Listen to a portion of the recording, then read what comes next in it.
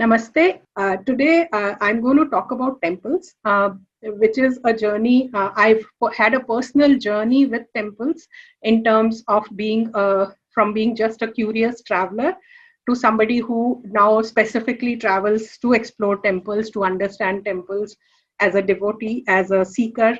So that journey I have written about in my upcoming book, which should hopefully come by end of next month. We'll probably come back to you for another talk on that. But today I'm going to talk about different types of temples that India has, or that I have seen in India and outside India as well. But before that, I'm going to quickly introduce myself. So I run this travel blog called Indie Tales. I've been writing it since 2004. And it's in both in Hindi and English, probably one of the largest in both the languages. Very recently, I have started a podcast. It's called Detours with Anuradha Goyal. It's available on all podcasting platforms. And it's on YouTube, Indie Tales YouTube channel as well. It's again in both Hindi and English. In Hindi, it's called Idhar Udhar. And in English, it's called Detours. Last year, I curated India's first Yatra conference where we tried to revive the Indic travel traditions, because we have a very long history of traveling, very long history of and a very structured history of traveling to different parts of the country. So we're trying to revise that. Hopefully, as soon as the pandemic allows, we'll have another version of it. Then, as Rahul said, I run one of the biggest book reviews blog. I'm in Limca Book of Records for that. And there's some stats which are available. So after the talk, if you're inspired, please feel free to join us on any of these. This is a book I wrote on business innovation about 6 years back, which was used by a lot of these schools, but that is my past life. I'm still working on some part of it, but I'll come back to that some other time. So let's start with Temple Tales. So about 1.5 to 2 years back, I was going through the archives of my photo archives, which is lying in many hard disks. And I realized that I have visited a lot of temples and I have not written about all of them. So the big temples get written about, the beautiful, the magnificent, the glorious ones get written about, but the smaller ones with little tales associated with them are usually ignored, or they're just lying around. Sometimes I have even forgotten the name of the temple. I can see that. I realize that it's lying in a particular folder, so it must be a temple in that particular destination or the town, but I have forgotten about it, and obviously I've forgotten about the history, the story of the temple. And I was also honestly struggling to build a following on Instagram, which is a platform which is very well suited to lifestyle influencers, as they say. So on a whim, I said, let's start putting the temple stories out there on Instagram and let's create a database. And let's see how many temples I have. And once I posted about 30, 40 temples, I started putting it in a format where we put the temple name, the location of the temple, about 200-word story of the temple, anything specific about that temple, and then 3 basic data points, which is who's the presiding deity of the temple, who built the temple, if that information is available, and rough period when it was built. So after I reached about 30, 40 temples, I took a personal sankalp to do 108 temples. I was not very sure if I had 108 temple stories, but I did a sankalp. I said, if I don't have, I'll travel to those temples and I'll put those stories. But I was surprised, in less than a year, I had completed that sankalp, and I had still had so many temple photographs with me waiting to be put. So then I decided to continue it. I said, okay, let's do one more round of 108 temples and see where we reach. So after I reached about 150, a lot of people started telling me about other temples that should be there. Very pleasantly surprised that some of the temple priests started sending me photographs and saying, from remote villages, and these are all ancient temples with some Puranic story associated with them. They started sending me photographs and saying, ma'am, please put this also up. And including, Auroville, Matri Mandir, they sent me their photographs some youngsters started sending photographs. I received photographs from Suriname. I received photographs from Trinidad. I received photographs from Hawaii.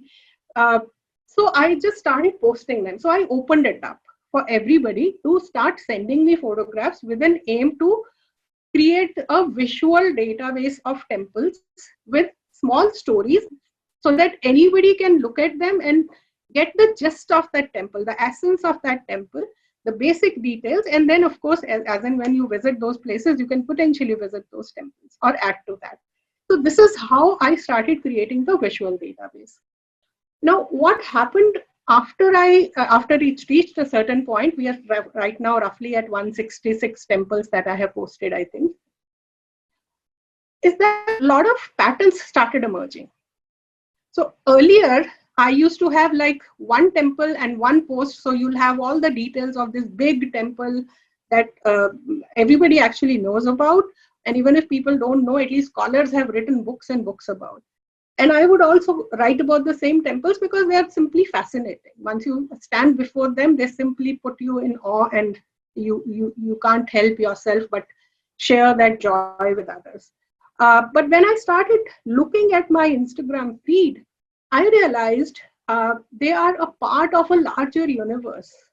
These fascinating stone temples are a part of a larger universe of temples, and we are simply ignoring the other temples. So today, what I'm going to present is a rough categorization or rough classification of temples as they exist today, and what I have come across in my travels across the country.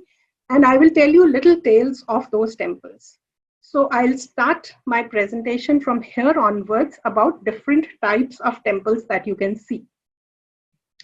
So the first temples I'm going to talk about is royal temples. Now, these are the most beautiful temples. These are the temples that have been built by some kings at some point in time. And these temples tell us about our past history, they tell us about our past grandeur, they tell us about our technology, they tell us about our techniques, they tell us about our ability to fuse different subjects and present a beautiful creation. They tell us about the prosperity that we had.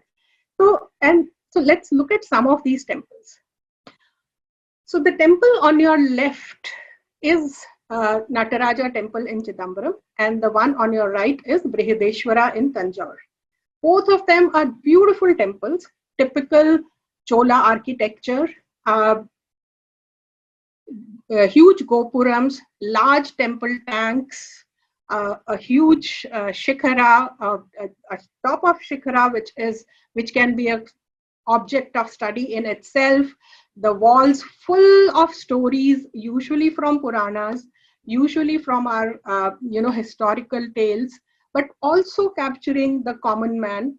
They capture the life of the kings that have built them, sometimes their lineage.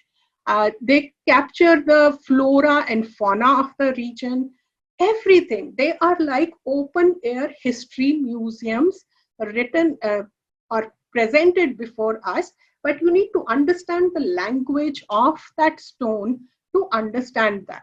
If you don't know the language, so if you don't know the Ramayana story, you will never be able to figure out what are a bunch of monkeys doing on those walls. But if you know the Ramayana story, then it's the complete Ramayana presented in front of you. And the same goes for all other stories. So these are fascinating big temples. Now, the temple on your left is Vaikuntha Perumal temple in Kanchipuram, and on your right is Kailashnath temple in Kanchipuram itself. Both of them brilliant example of Pallava, one of the earliest stone temples in India. And the reason I'm showing you this picture is, you see these typical pillars with lion bases. This is a marker of the Pallava architecture. The moment you see these pillars which have a lion at their base, you can pretty much say with surety that this comes from a Pallava dynasty temple, or it has been built by Pallavas. Now, if you look closely, you will see that the third pillar and the fifth pillar here has a different color. It has a different stone. And the way the lion has been carved is slightly different from the lion that has been carved on the sandstone colored pillars. Now, the first two are the original pillars, which were built by the Pallavas probably in 7th, 8th century, when they originally built the temple. And the later are the pillars which have been restored by Vijayanagara kings much later. So the history it tells us is that some king built the temple. The kingdom passed on to other dynasties, but those dynasties continued to preserve. So when they preserved, they used the material that was available to them then, maybe 300 years later, 400, 500 years later.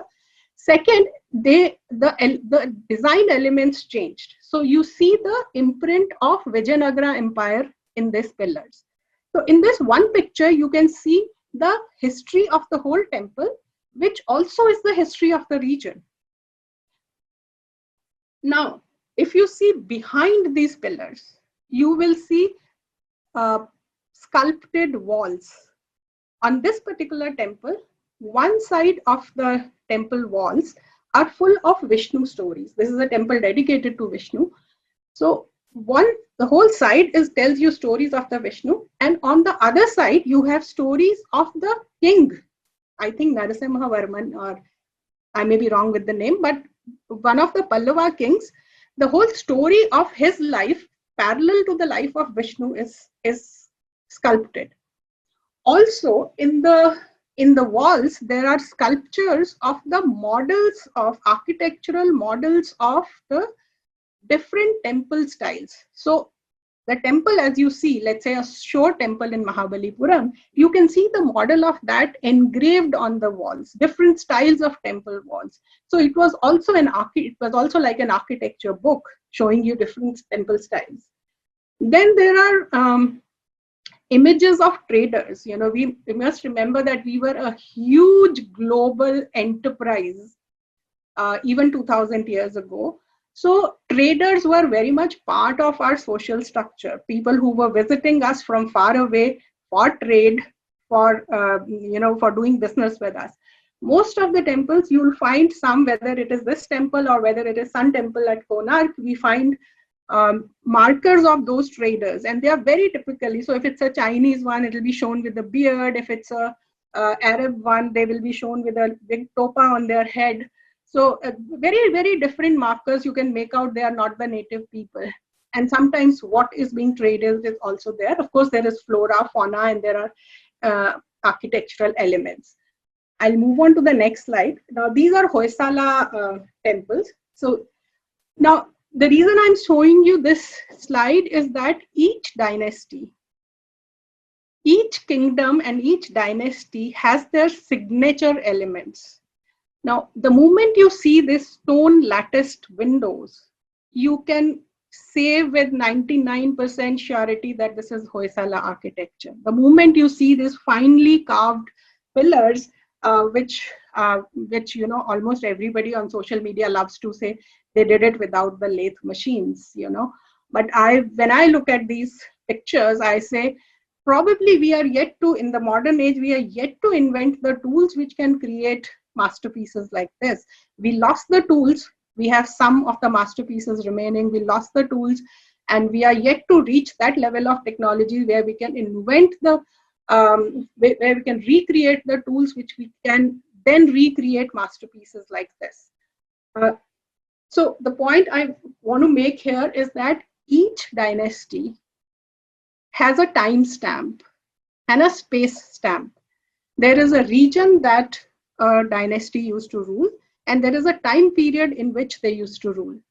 And the marker of these time and space can be seen in their architecture very, very clearly. And thankfully, these have been studied very well by the scholars. And most of these exquisite temples have been very well documented earlier by the British and then by our Indian scholars as well. And they have been studied in detail, photographed in detail, and analyzed in detail. So there will be a lot of literature on on what a Chola architecture is, what a Hoysala architecture is, what Vijayanagara architecture is, what a Gupta architecture is, what Pala architecture is. So this is a fortunate part. These two pictures are from Gujarat. The temple on the left is the Dwarkadhish temple in Dwarka. If you see the model of the upcoming Sri Ram temple in Ayodhya, you'll see glimpses of this temple. It's very, very close to the architecture of this temple.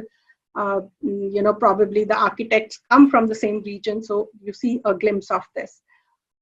Now, this temple is not really a royal temple, but this has been built by all the dynasties that have ruled from this area. And I'll come to this again sometime later. The temple on the right is the temple tank of the Sun Temple at Modhera. We know that Sun Temple is no longer a practicing temple, but this is one of the most beautiful temples. But its sheer geometry and the rhythm and the temple tank itself, surrounded by so many small temples, and it is a great example of the Solanki architecture. These are temples from Kerala, and you see they're also royal temples, but the architecture style changes when we move from region to region. The temple on the left is Vamanamurti temple in Cochin, and the temple on the right is Padmanabha Swami temple. You are not allowed to take pictures inside, so this is from outside. Now I told you that a temple is a marker of the time and space in which it was made and by whom it was made.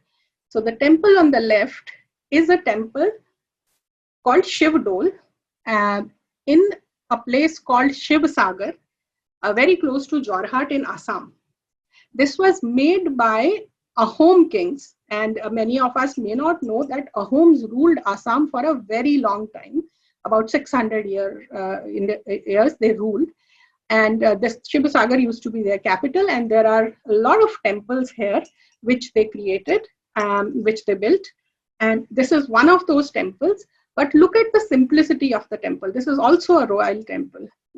And a lot of you may not know that Assam, the word Assam comes from Ahoms. And a lot of Assamese will actually call themselves Ahomiyas and not Assamese.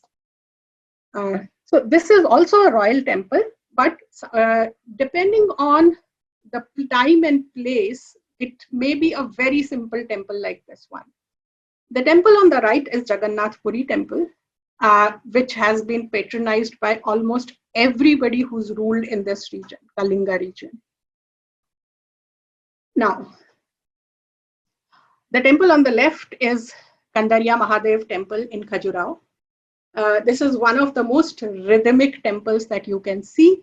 And this is one of the best examples of the North Indian temple, Nagar temple style that has managed to preserve, live on by some stroke of faith. Most of the North India has lost temples like this. I'm sure Delhi was full of temples like this at some point in time. If you want to see the glimpses of some of the Delhi temples, you should go to the old, the Purana Killa ASI museum. Some of those temple parts can be seen there. Now the temple on the left, the Kandarya Mahadev temple is about 1,000 years old, probably just before the initial invasions started in India. And you can see the grandeur of this temple. And this is not a single temple, it's a part of a huge complex with many temples around it. Temple on the right is also a royal temple. It's about 100 years old. It's in Gulmarg. It's in the middle of the city of the Gulmarg. And it was built about 100 years ago by the then queen, and it's called Mohinishwari, Mohinishwar temple. So after the name of the queen. But you can imagine 100 years back, the state of a king of Kashmir would not have been very great. And that's kind of reflected in the state of the temple. This is probably the smallest royal temple you have ever seen. It's as simple as a very small village temple with zero or no patronage available. It's a living temple, thankfully. People still visit it. It's kind of open, you see through that iron gate and you see the Shivling and just one small Shivling, and that's it. Very small temple. So the reason I put them next to each other is that when you look at the temple, you can in one, it's like a dashboard telling you the state of the region when the temple was built. Both of them are by the royal families ruling that place at that point. But look at the difference between the two states. Then they are also a marker of the material available, the technologies available. The temple on the left is a Shyamrai temple in a place called Bishnupur in West Bengal. West Bengal as an area doesn't have stone as the local material available. Although we know that there are a lot of temples that have stone temples that have been built in regions which have no natural stone available, and stone was transported to those places via rivers, via carts which had 42 wheels or something like that. But they had the ways and means to transport stone when they wanted to transport stone. But these temples, which are built in Bengal during medieval era, about 500 years ago, by Malla kings who were Vaishnavas, are all built in clay. They're all terracotta temples. But the beauty is that though they changed the material, and I would call it an innovation to use the material which is locally available, they never compromised on the features of the temple. You still see the walls profusely carved with stories. You see all kinds of stories here. You see the ships carved on them, showing the trade from Bengal, and we know that Bengal has always been with Chandraketugarh and Satgaon. It has always been a huge trading port connecting to whole of Asia, China, Southeast Asia, Sri Lanka. It has been trading with these areas. So all that is carved on these temples. The only difference is that instead of stone, they've used the clay tablets to embellish the walls of these temples. And again, this town, Bishnupur, is full of these temples. If you spend 2 days, you cannot finish going to all the temples. There's so many of them. Temple on the right is Hidimba Devi Temple in Manali, and this is it's again a royal temple built by a king, and it is a temple which uses the local architecture, which is called Katkuni, which uses alternate use of stone and wood, which is probably conducive to the local conditions, and the slanting roofs, because this area gets ample snowfall during the winters, and it follows a complete architecture of the hills. But it still remains a royal temple. Now, royal temples were also the places where our art forms flourished. These were the places.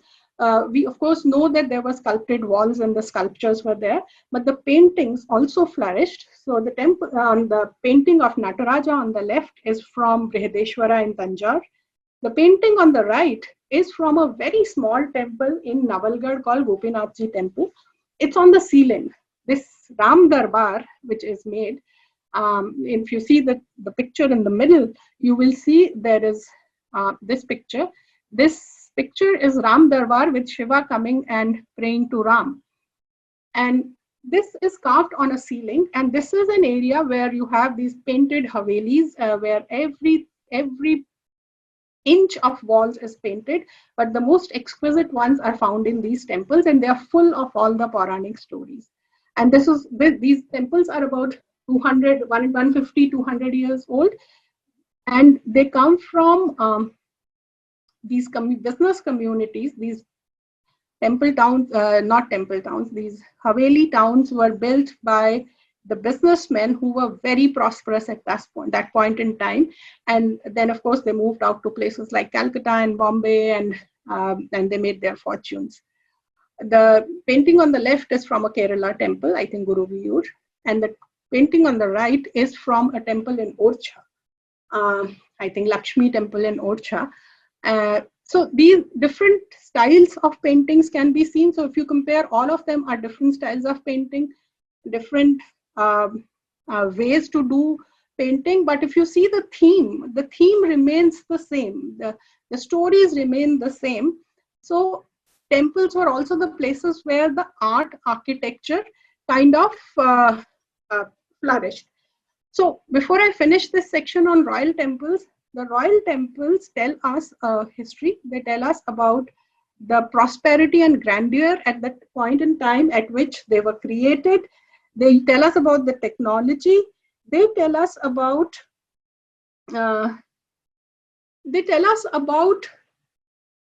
everything that happened at that point in time.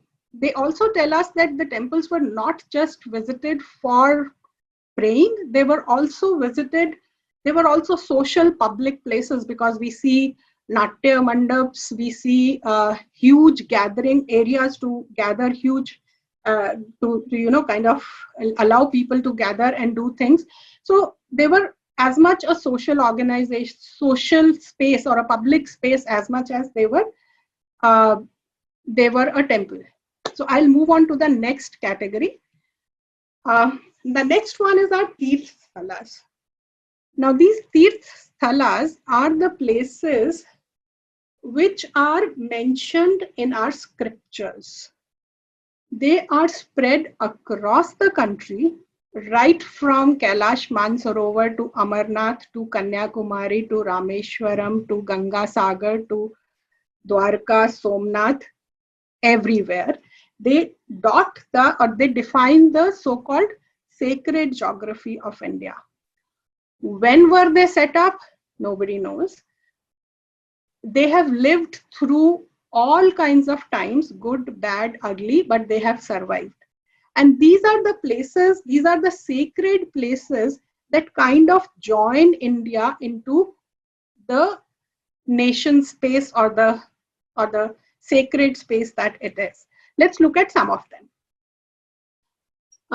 On the left, we have Kashi Vishwanath temple, and I'm really thankful to Manish Khatri ji for providing. He's the official photographer of the Kashi Vishwanath temple, and he shared this image with us. Now, Kashi Vishwanath temple is one of the 12 Jyotirlingas, and we know that the Jyotirlingas are spread across India. The temple on the right is Kamakhya temple in Assam, and it is one of the Shakti Peeths. And we know that there are 51 or 108 Shakti Peeths, depending on which texts you follow and which lists you believe in. But there are about 108 Shakti Peeths across the country. And if you decide to visit all of them, you've literally visited every nook and corner of the country. So let's look at some of the elements that define a Tirth Sthala. A Tirth Sthal is always associated with a water body. And the picture on the left is Omkareshwar on the banks of Narmada in Madhya Pradesh. And picture on the right is Jageshwar Dham. And this is also the Nageshwar Jyotirling. It is in the Kumaon Hills in Uttarakhand. So you see there is an element of a river here. In Kashi, there is a river. In Nasik, there is a river. In Rameshwaram, there is a sea. Even in the Jageshwar Dham, there is a river. There's a bend of river where these temples are located, just at the bend of a river. So a river or a water body, sometimes it's a tank, it's a kund, sometimes it's a lake, sometimes it's a river, and sometimes it's an ocean. But the element of water is the most important element in a Tirth Sthala. And even when they're located next to a river, they will have their own water bodies which are associated with the temple. So there in Kashi, right next to Ganga, there is Manikarnika. Or in Pushkar, we have a lake around which the whole city is bound. And a lot of times it is the boundaries defined by the rivers. Like in Varanasi or in Ayodhya, we have the boundaries of the Tirth Sthala defined by the extent of a water body, mostly a river. So my sense is that the temples may have come at a much later stage in these places, but the Tirth Sthala is associated with the water. And when you read the scriptures, they very clearly define the place where the river takes either a turn or merges with another river. For example, when we talk about Ayodhya, we know it's on the banks of Saryu River. But when you read Skanda Puran Ayodhya Mahatmya, you come to know that it is, where is Ayodhya located? Saryu is a long river, but where is Ayodhya located? On the banks of Saryu. It is where the Tilodki River meets Saryu, and where Gharghara River meets Saryu. So these confluences or these sangams of these rivers define the Tirth Sthala. Like at Prayag, the Tirth Sthala is the place where the confluence of the river happens. The temples and the whole infrastructure around that place, I believe, has come out much later.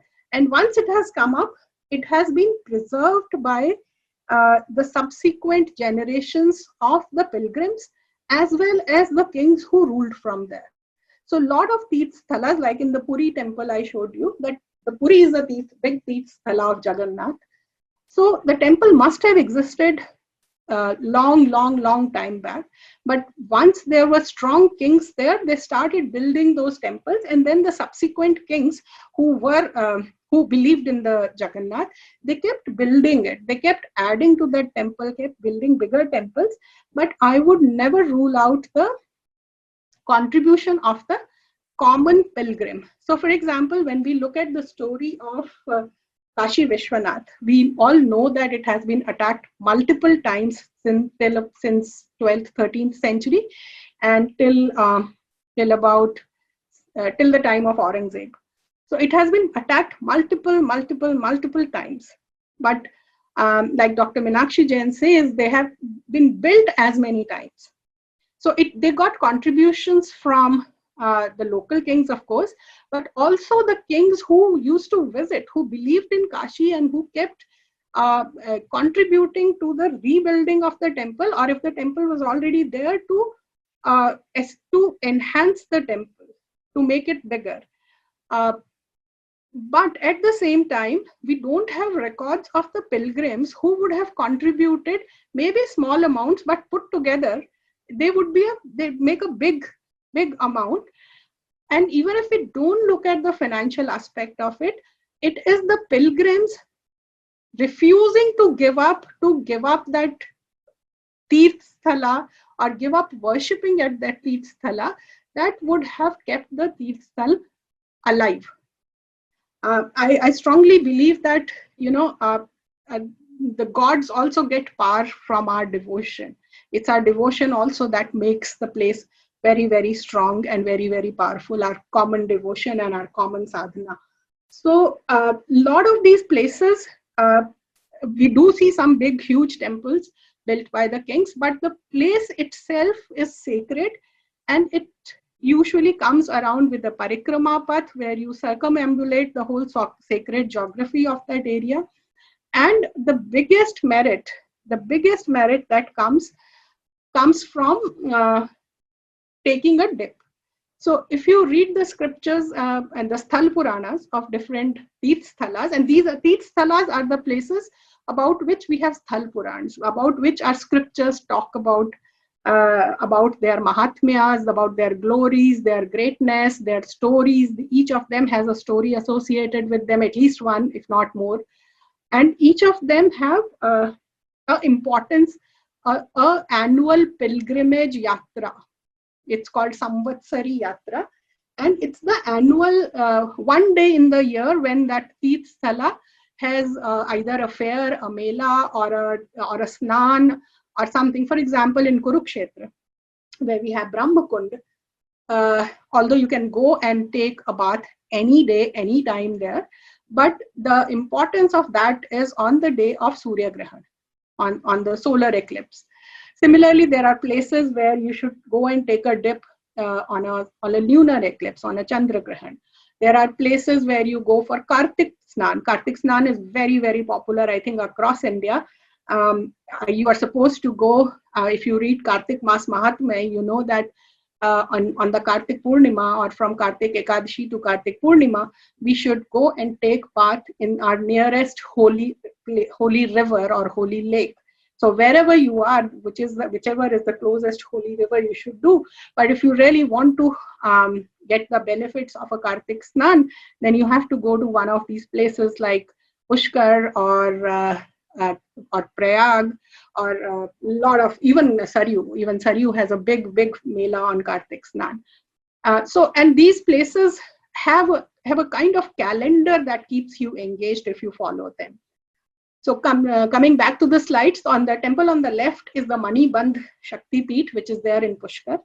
And the temple on the right, if it was conversational, I would ask you what this temple is. This temple is called Kale Ram Temple, and it's in Ayodhya. And it is believed to be the original Murti which was there at Ram Janmabhoomi Temple. And it was moved from there to this temple in a long story. The picture on the left is Chakratirth at Naimisharanya.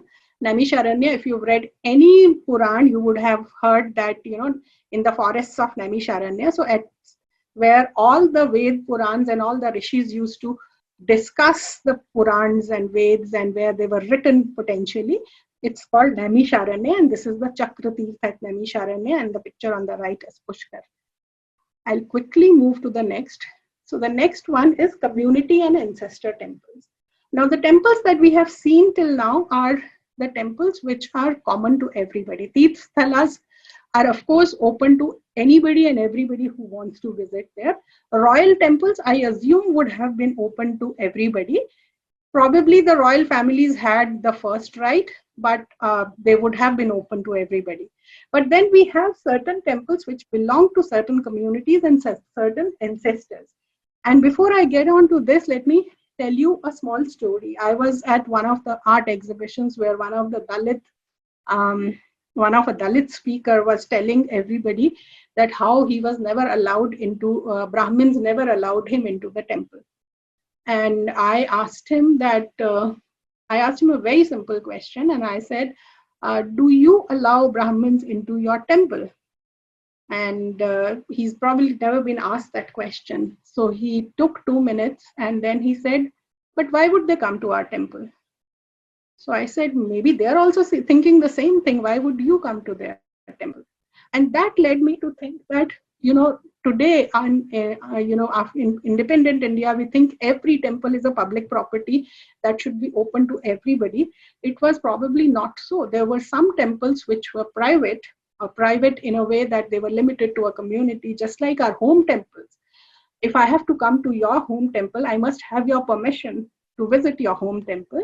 Similarly, if I want to visit your community temple, I must have your permission to visit your community temple. And these community temples followed a lineage-based system of worship. They were public places, but limited to a community. Public limited to a community, and outsiders were allowed or not allowed based on a lot of socio-political situations. So the temple on the left here is Mangeshi Temple in Goa, which belongs to God Saraswat Brahman community. Today, of course, everybody can visit it. Tourism brochures put them on tourism maps, but these temples first belong to the GSP community. There are many such temples, and they all belong to a particular Gotra. So the people from that Gotra have the first right on these temples, and they are the only ones who are allowed beyond a point. So inside the Garbhagriha or beyond a point in the temple, they are the only ones allowed. But that is because they are community temples. They are not really absolutely public temples.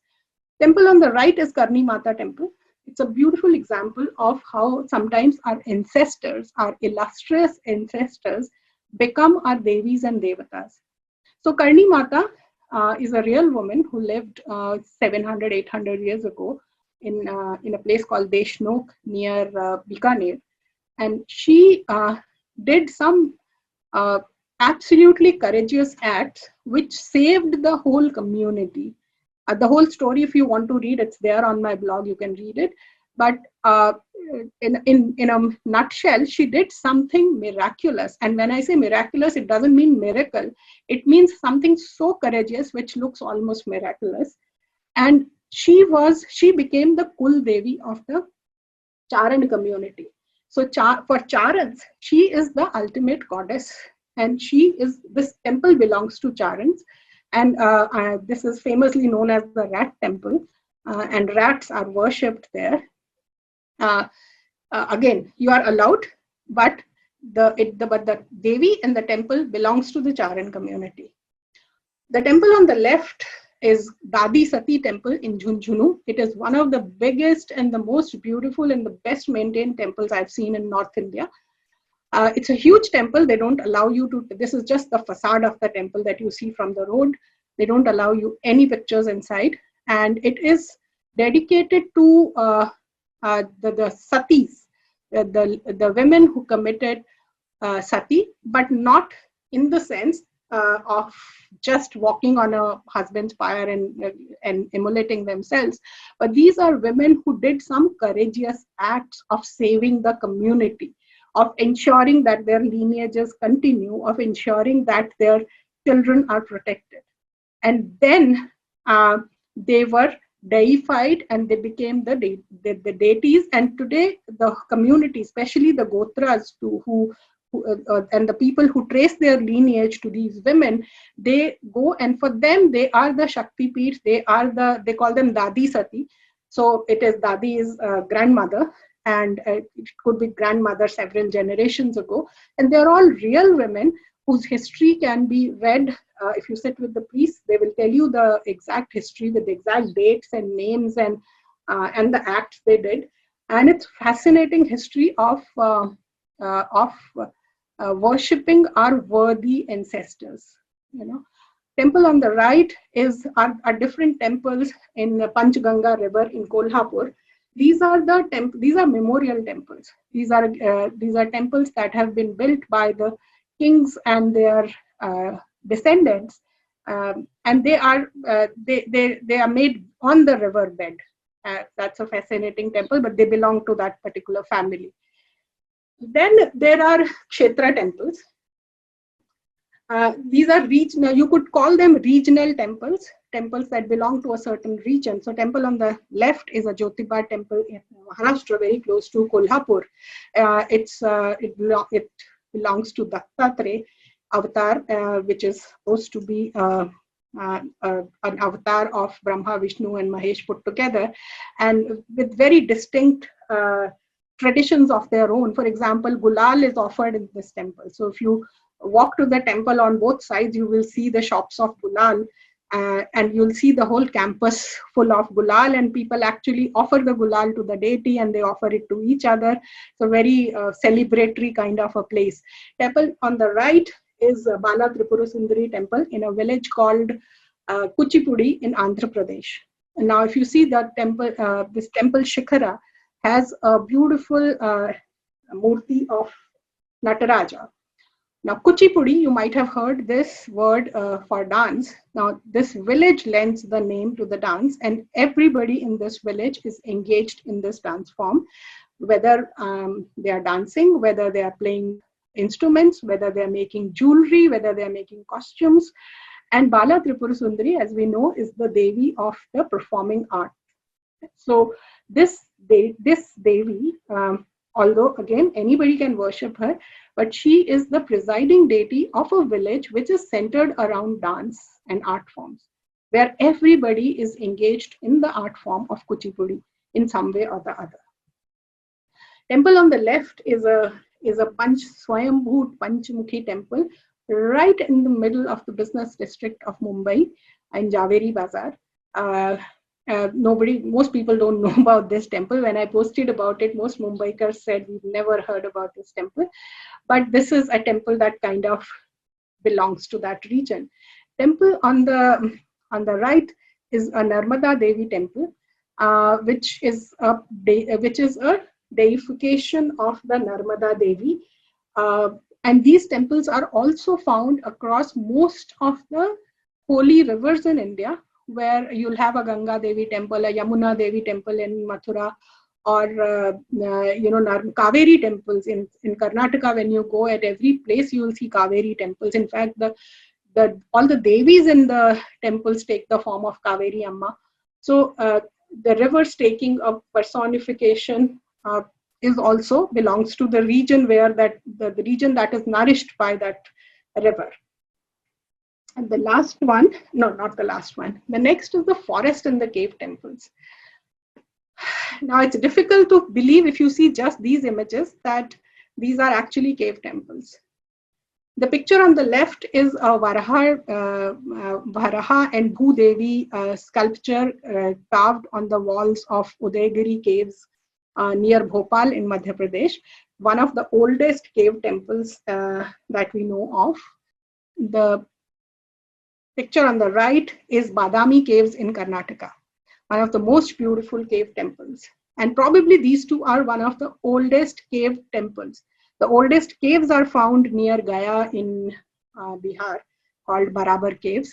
But they are pretty much plain caves. You don't see too much of carving inside them, and it looks like they were pretty much caves to live in or meditate in.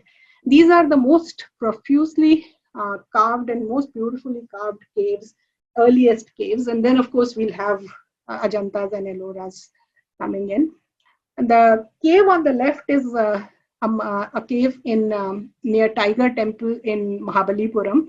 And I picked up this picture to show you how they would have carved on stone. So a stone is lying naturally somewhere, and they just carved the cave out of it. They just carved the sculpture out of it. The picture on the right is from Indonesia, Bali.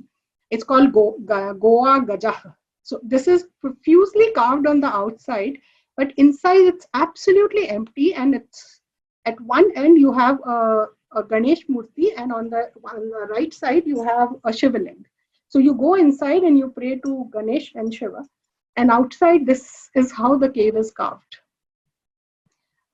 Then we have forest temples. I visited a lot of forests in this country, and I have always found temples deep inside the forest, areas which are today called core zones, and you're not even allowed there. I found temples there. And the typical names that these temples carry are called Bankhandi, Bhanashankari, Vanadurga, Vanadevi, and typically Shiva and Shakti temples are found. These are two temples from Bhitarkanika National Park in Odisha that I've recently visited. So on the left is the Shiva temple, which is a miniature version of a Kalingan architecture temple, very simplified, very small version, but it still follows all the tenets of a Kalingan architecture. The one on the right is a Devi temple, and I could see a lot of stones scattered around, sculpted stones scattered around, but the temple looks very, very old, and nobody knows. I mean, if you ask around, nobody knows how old it is. So these temples are found everywhere. I have found them in the remote corners in Goa, in the jungles of central India, even in our cities, which may have been jungles at some point in time. For example, in Bangalore, you have Bhanashankari. So Bhanashankari actually means the Shankari in the one. So the area must have been a one at some point in time. So these are deities which protected in the forests. And they are usually very small temples. We tend to kind of miss them or not give them importance because they don't really, and these were made in a way that they don't really come in the way of the jungle. So it is more like just acknowledging the presence of the divine in the jungle. Then we have temples and instruments, which, Dr. Iyengar is here and I cannot speak much about it, but the temples were also some kind of astronomical instruments. So the temple on the left is Sringeri, temple at Sringeri, Vidya Shankara temple. And inside it, there are these 12 pillars of 12 zodiac signs. So if you enter, on your left as you enter, on your left is a pillar which is Aries pillar. And then you move around the temple and you go around and do the parikrama of the mandap and come back, you reach the Pisces, which is the 12th zodiac sign. And if I'm if I'm to believe the priest, he says that when the sun is passing through a certain zodiac, the first rays of the sun fall on that pillar. We see a similar thing in Mahalakshmi temple in Kolhapur, where during 3 days there is a Kirnotsav that is celebrated, which is the festival of rays. And for 3 days, the sun rays fall on the deity. Now, if you've seen that temple, you know that the Garbhagriha is deep inside. There is no way that the sun rays can reach there. It's usually very dark, and unless all the lamps are there, it's very difficult to see. But the builders of the temple knew precisely that how the sun rays will reach, and not just how, when they will reach. The temple on the right is Kopeshwar Mahadev temple, very close to Kolhapur. This is a temple which has many stories, but this is the only temple where we have this open to sky architecture. So this is a mandapa outside. It's called Swarga Mandap. It's open to sky, and it is so precise that on Kartik Purnima night, the moon comes completely on top of this, which means the moon will lit up this mandapa on Kartik Purnima day. I'm yet to figure out the Kartik Purnima story and the linkage of that story with this place. We'll find out someday. Then, like I said, every temple has beautiful water bodies. The one on the left is Abhaneri in Rajasthan, which is, it's very well known now because a lot of movies have been shot here, and it's one of the most stunningly beautiful stepwell to photograph. But it's actually a temple tank of Harsiddhi Devi Mandir, which is right next to it. So temples were also our water management systems. Every temple has a tank which is far bigger than the temple, at least originally as they were planned. They were far bigger than the temple, and they used to manage the water for the region that they were serviced by. So if a temple belonged to 10 villages, then the temple tank typically would have the capacity to serve those 10 villages for a year. That's how it used to, that's how it looks like. Again, I don't have the precise calculations. Temple on the right, the small temples that you see, is very interesting. This is the Ghats of Tapti in Burhanpur. Tapti is one of the oldest rivers in the country. She's called Surya Putri, and she predates Ganga. And so these temples on the Ghats, they're all Shiva temples, small Shiva temples, and they are on different levels if you see. Now they're really the water markers, So if the red one you see on the left, if the water of Tapti in Burhanpur reaches that level, that is an indicator of floods in Surat, which is a few hundred kilometers away. So in good old days, if the water was approaching this temple, they would send a messenger saying that expect floods and do your disaster management. So temples were not just temples. The temples were also our instruments for all kinds of resource management and disaster management. So when you look at water management, that's nothing but managing your resources to ensure good quality of life. And if you look at the temples on the right, it was to ensure any kind of disaster management. And I mentioned a lot of these tales in my upcoming book, hopefully should be there with you. Then we have recreated temples. So all the big temples, they tend to be recreated. So if I have faith in some temple, it's like today when we visit a temple that we believe in, we go there and we pick up a small murti of the deity and bring it home and keep it in our home temples and worship it as a representative image of that deity in our personal space. But when the royals did it, they built huge temples around it. So the temple on the left that you see is Kalika Mata temple in Patiala in Punjab.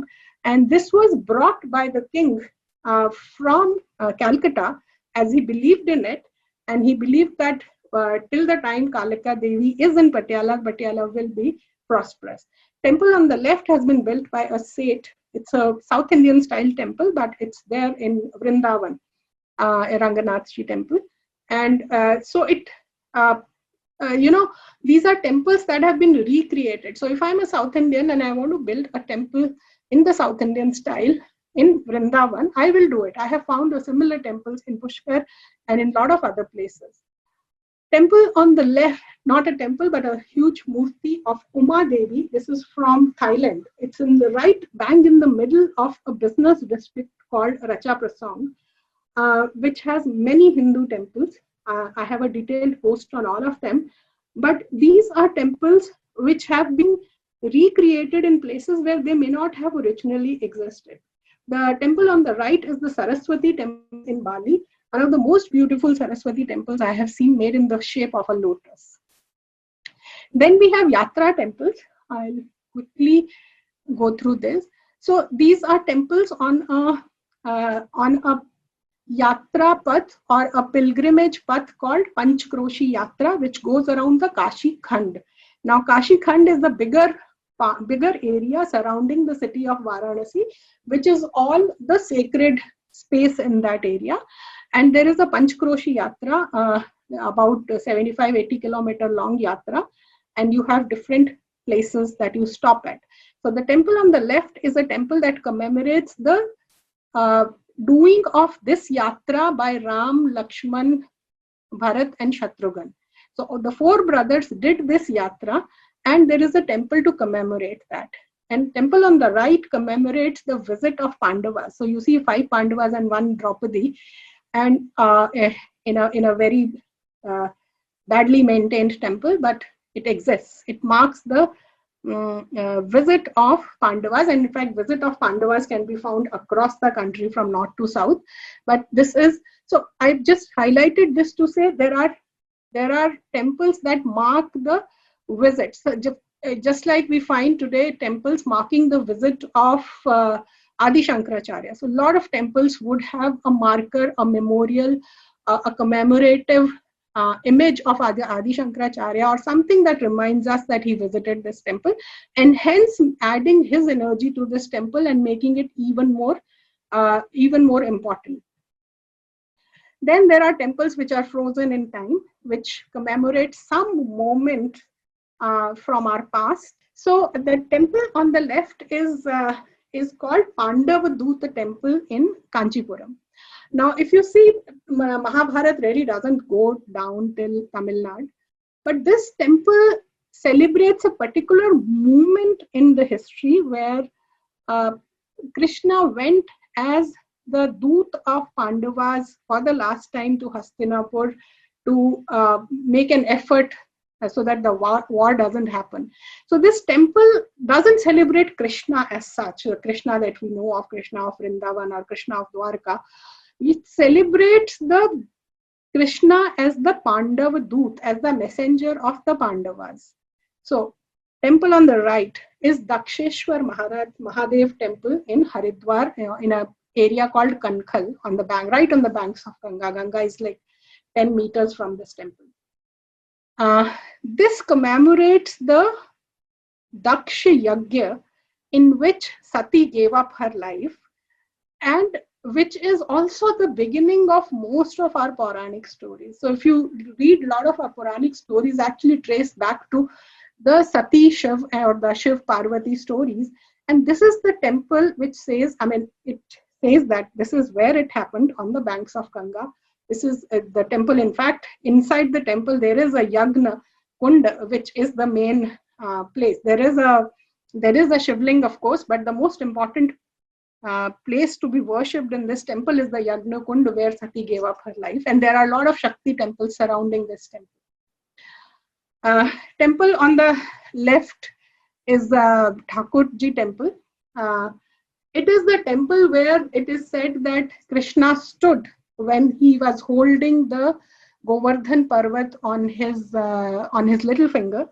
This is where he stood. So this is very close to where Govardhan Parvat is, and it is again surrounded by the temple, and it comes on the Parikrama path when you go around Govardhan Parvat.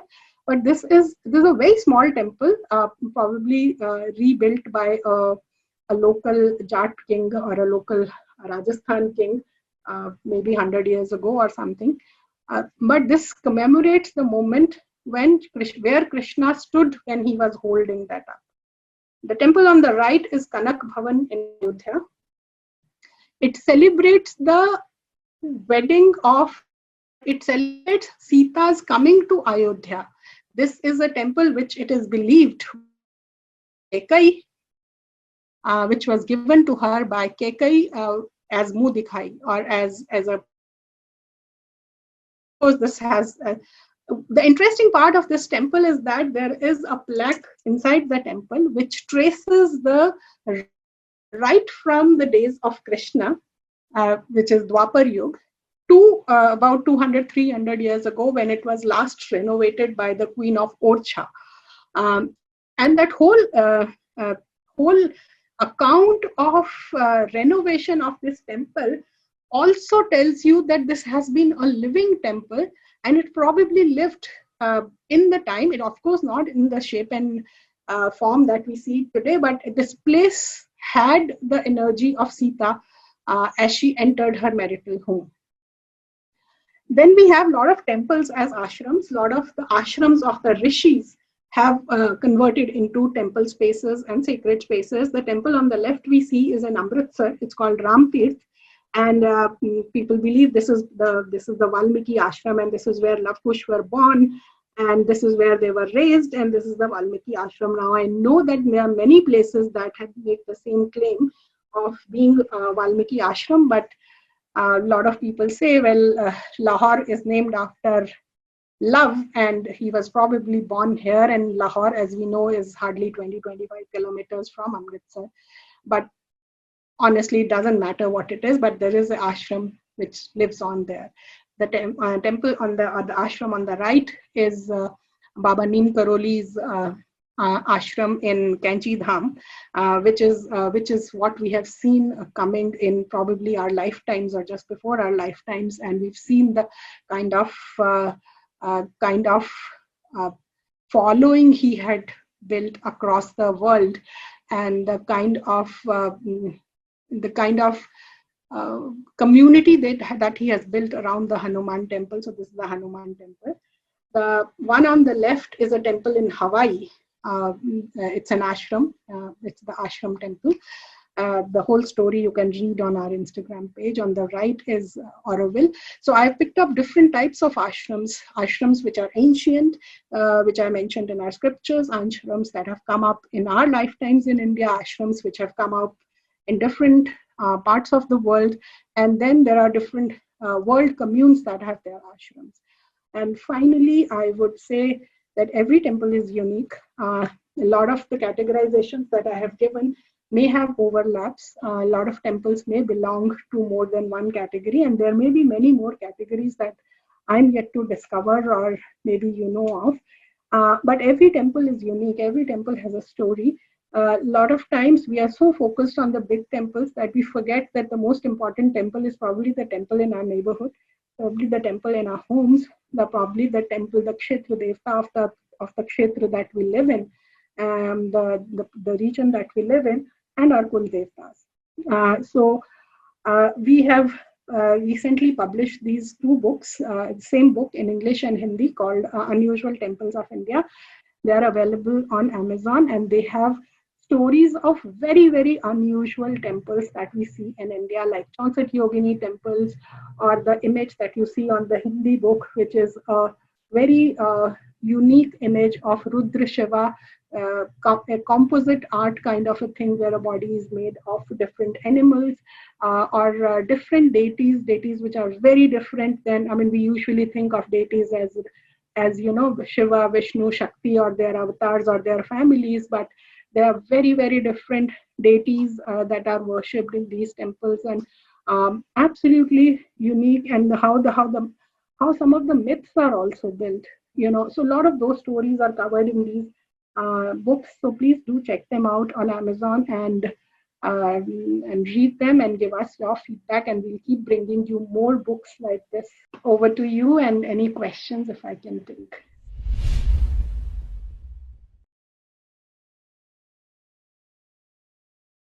So first of all, thank you for a really wonderful presentation and a very well classified presentation. That was really nice. Uh, so one part of the classification that I would have liked to see, especially since you mentioned these forest temples, is what our tribal communities, Right. the kinds of temples that our tribal communities worship. That might be something to explore further, and that might be really throw up some interesting. Right. So the question is, you have visited most or all of these temples that you Yes, described, all of them. and what do you feel is their current state of affairs? You know, how is the management going? How is the management of the temple going? How is it being preserved? You know, in a structural sense. I mean, can you tell us something about these? So you'll have to ask me about, I shared about 100 odd temples today, about 80 odd temples. So they all are in different states.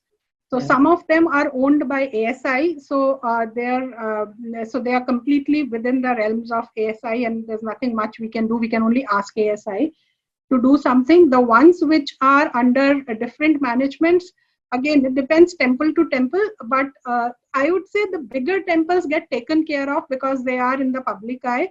It is the smaller temples, the temples which have no patronage, they need to be preserved. They need a lot of attention.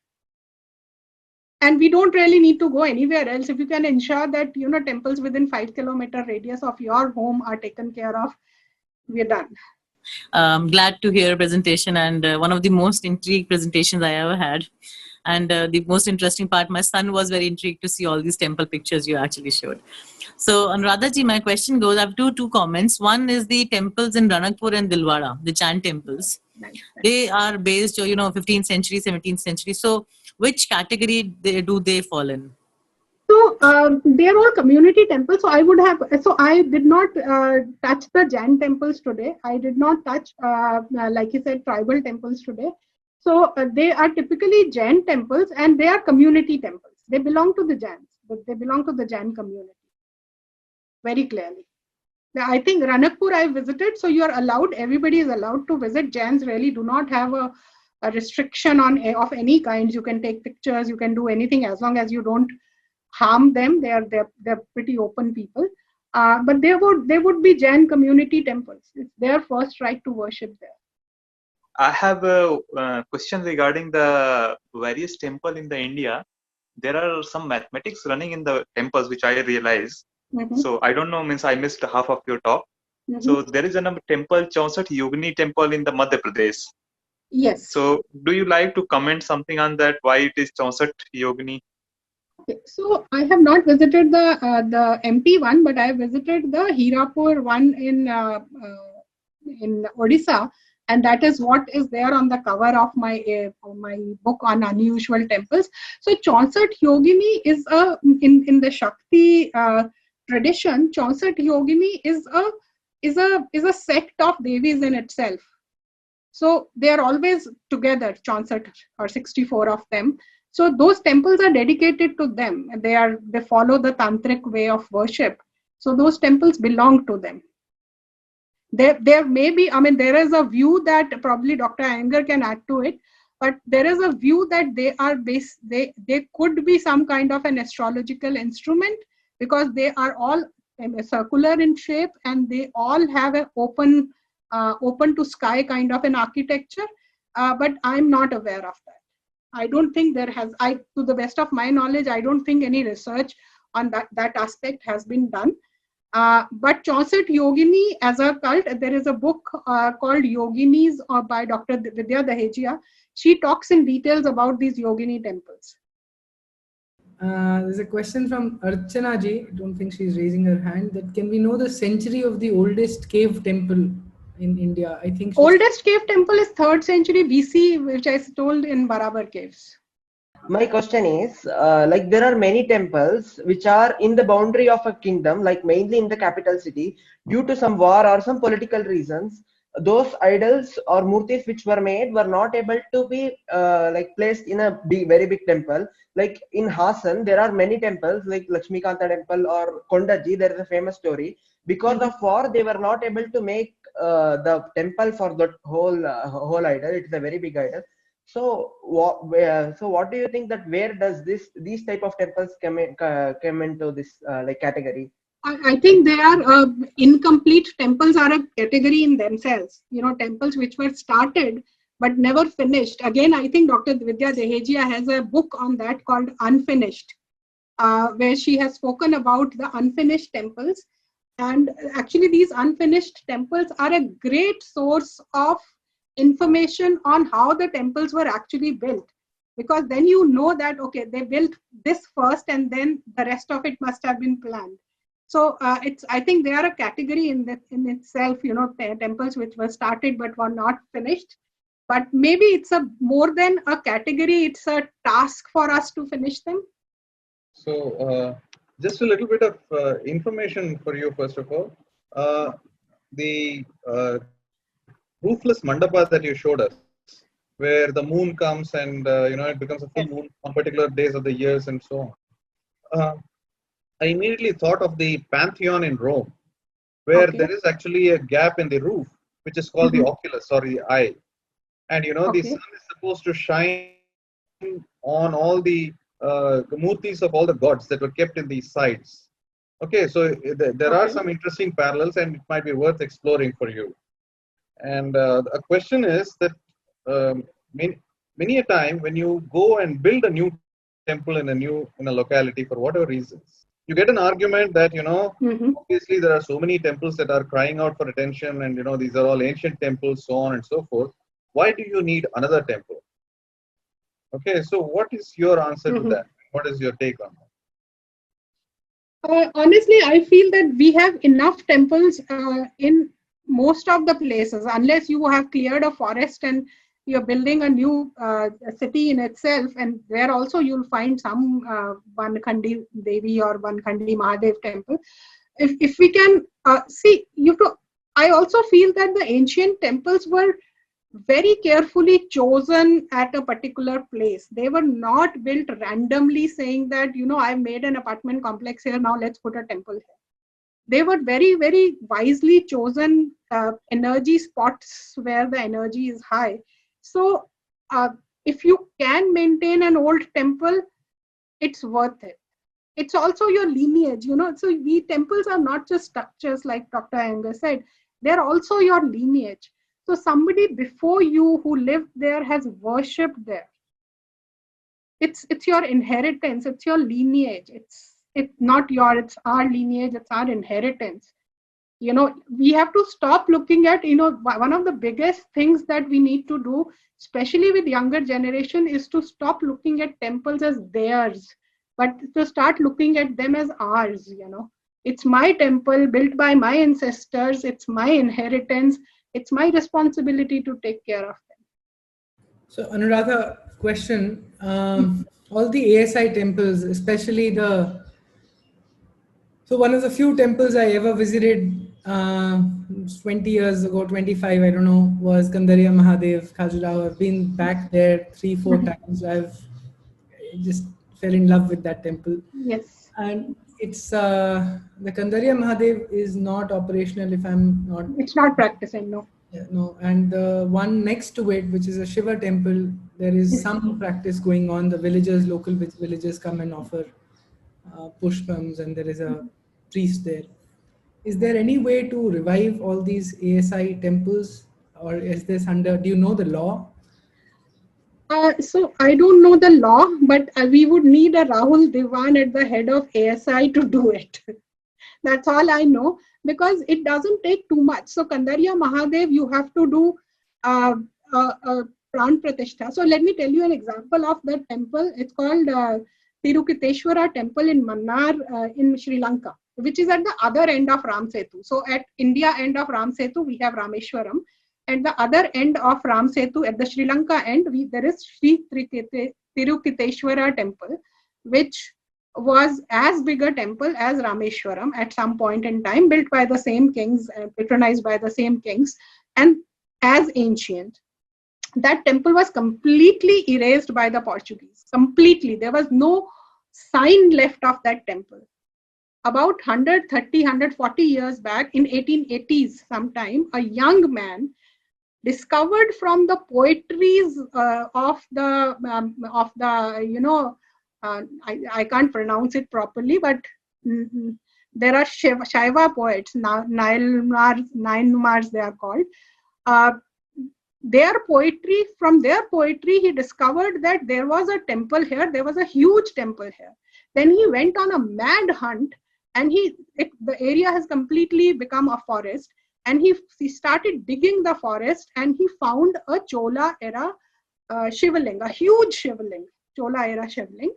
And then he started collecting funds, and he built a small temple, one-room temple for that. Then he big temple. Today, that's a big temple that is being built there. A huge temple that is being built. Maybe still not as big as it used to be, but fairly big temple. And it has been in constant expansion for last 110 years. It's a great example of something that was completely erased that has been rebuilt, and rebuilt using whatever has been discovered from the ground. So if they can do it, and it has been, by the way, it has been built with a lot of support from Indian government. So a lot of funds for that have gone. ASI has gone and actually built a part of it. So there's no reason why we can't do it. We have to ask for it. We have not asked ASI. I mean, we do activism on so many fronts, but we've not asked ASI that why is do a Pran Pratishtha at Kandariya Mahadevi. We want to start practicing. Yeah, and we've done a talk by Ponni Selvanathan ji on how to do the Prana Pratishtha of damaged Shivalingas. So it's possible to rejuvenate and make them living temples once again. Absolutely, absolutely. Yeah. So that is the difference between temples which are Tirthalas and temples which were owned by somebody. So Khajuraho temples were owned by Chandelas. So once the Chandelas are gone, there's no real owner for those temples. ASI is more like a guardian body sitting on them. The Tirthalas, they are owned by everybody. They belong to nobody but everybody. So we keep contributing to them, and we keep them alive. So the question actually is what does history tell us about such coexistence? I mean, was it natural? Was it unusual, or are there many places where you find a lot of coexistence of various practices? We find coexistence almost everywhere. So I showed you the Badami caves. At the same place, you have a Shaiva cave, you have a Vaishnav cave, you have a Buddhist cave, you have a Jain cave. Especially Jain and Hindu caves, they coexist, or the temples, they coexist almost everywhere. Buddhist must have existed, but I don't recall where at one place they are coexisting. Caves, of course, Ajanta, Ellora caves, you see the Buddhist, Jain and Hindu caves coexisting. So there was coexistence. I think pretty much there till about 100 years back when we were told you were different religions. I honestly don't think we were different religions. Jainism and Buddhism are just two paths within the larger bracket of Hinduism. So I don't really see them not coexisting. Even today, you see them coexisting. Just a quick question. Some of the larger temples that you have visited, do they hold manuscripts and things like that, Since you talked about documentation, do they hold manuscripts? Do they have inscriptions, and have these been catalogued in some epigraphica and so on? So the larger temples, the first category of temples, they are not there in the temples anymore, but they are there in some form in books, in libraries, and I believe there is a National Manuscript Mission which is collecting all the manuscripts.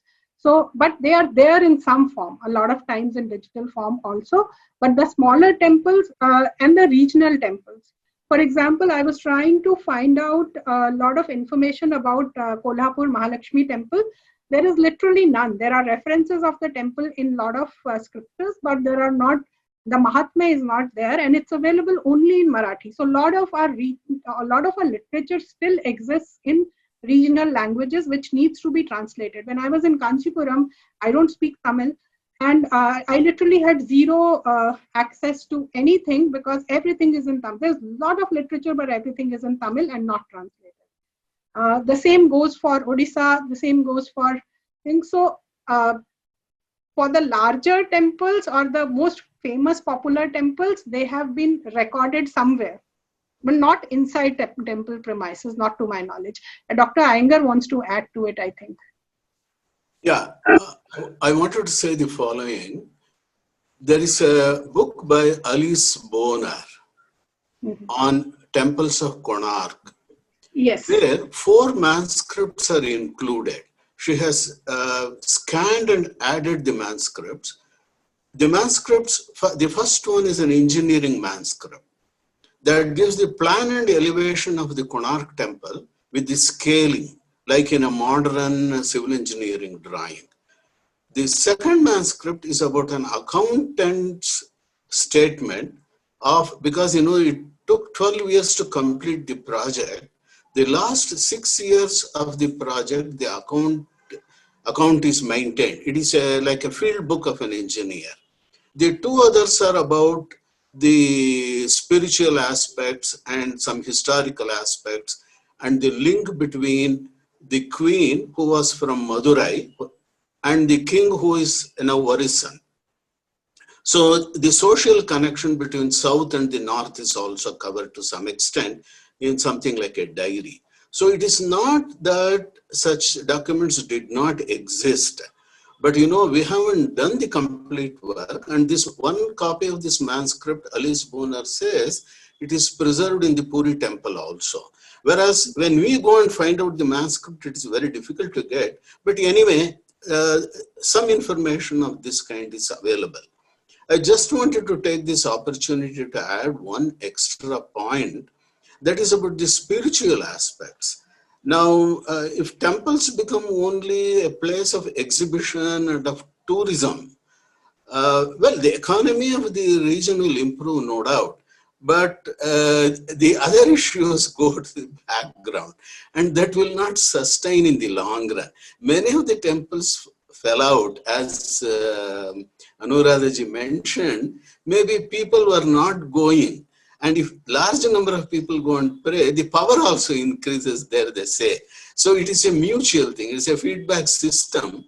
But in the ancient temples, what seems to have happened is that the concept of agamas and the prana pratishtha was done very seriously. So they would bring, apart from the ritualistic issues, which are said in the Sanskrit text, a great yogi or a rishi or a muni would come and he could transfer some amount of the power into the icon. That is how these things grew.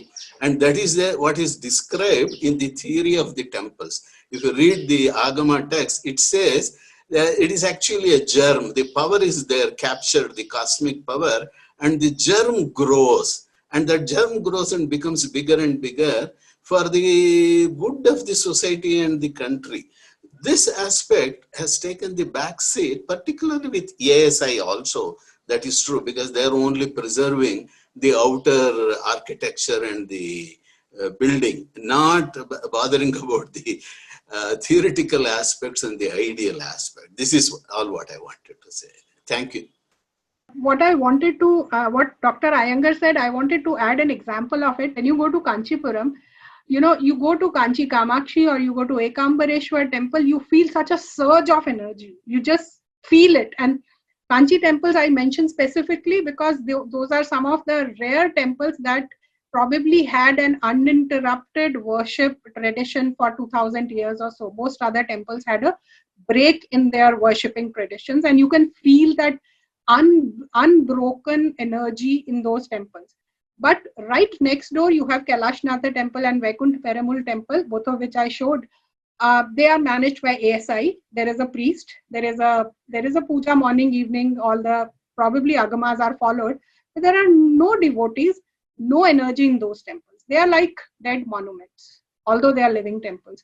So there is a huge difference between temples which are alive because of the devotion of the devotees visiting them, and temples which are technically alive with ASI. And you can see that stark difference within 500 meters of each other. My question is, there is a perception and there is a thought that Taj Mahal was once Tejo Mahal or a Shiva temple. So I want to know your take on that, on this issue. Honestly, I have not studied Taj Mahal as a temple. There is a possibility. There are arguments. There is a possibility. There are a lot of monuments, be it churches or mosques, or Taj Mahal is also a mosque. I have not studied that, so I will not say anything about it. It's possible and maybe not, because if you really look at it, Mumtaz Begum had died in Burhanpur, and her body was dragged from there to Agra, not because Agra was the chosen spot, but because they started building a Taj Mahal there. There is actually a smaller model of the Taj Mahal built there. It's called Black Taj Mahal because it's built in black sandstone. And there is a space marked on the banks of Tapti River, but because of engineering, it was not possible. Because of for technical reasons, it was not possible to build the building there. So they changed the place to be this. I have a feeling that Shah Jahan probably wanted that kind of a thing for himself. So he changed it. Whether there was a temple or not, it's something that the historians can potentially tell.